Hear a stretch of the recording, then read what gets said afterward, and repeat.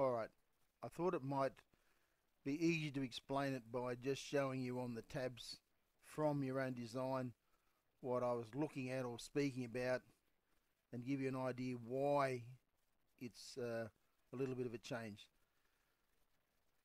In a school, either the child is defaulted and is not in the learning support team category at all.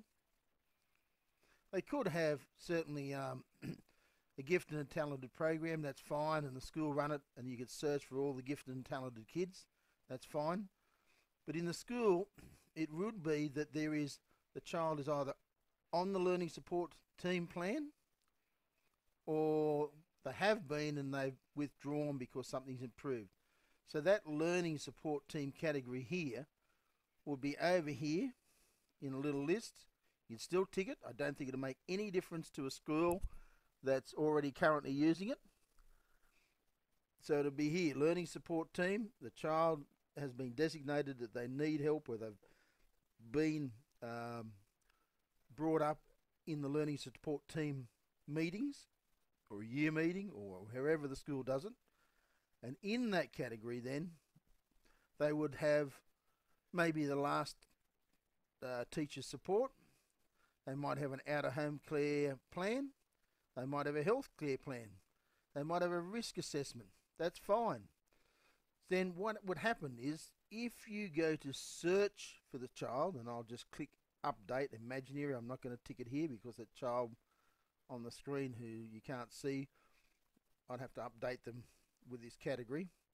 But if you went then back to search on the system, and I'll clear this, if you went then to search, you would click and search for a child who is in the learning support team plan, and you click and search and away they'd come.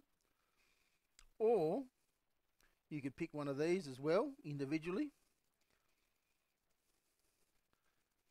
So the child's in the learning support team currently and they have a learning difficulty, maybe that's the way the school does it, and you would click and search, and then up comes the list of children. The only issue is that they're current kids. They're ones that we currently are looking at. What we also need is really category there that shows that the student was on the plan once. So down here, if I turn that off, imagination, turn that off, I would say this child still has all these categories ticked, whatever they had, still has them ticked, yes, but they are no longer on the current learning support team list. That would allow the schools to search who we're currently dealing with, or who has in the past, or who has had a plan, but we're no longer in the list of children that we're looking at. So just to give you an idea that really you need those on and those off, and of course the default would be nothing. I don't think that category there would make any difference to most schools. If you put it over here, they just say yes, they're on the learning support team list and just leave it. But in big schools, we could have maybe 100 kids on and off over the year, or on and off over a couple of years, I mean. So realistically, I need a list. That thing right here, that way it would allow us to improve what we've got. There may be others here, this little category I can see down here, and we could add them in later on, I'm sure. I don't know, somebody said to me, tutorial in the library or something.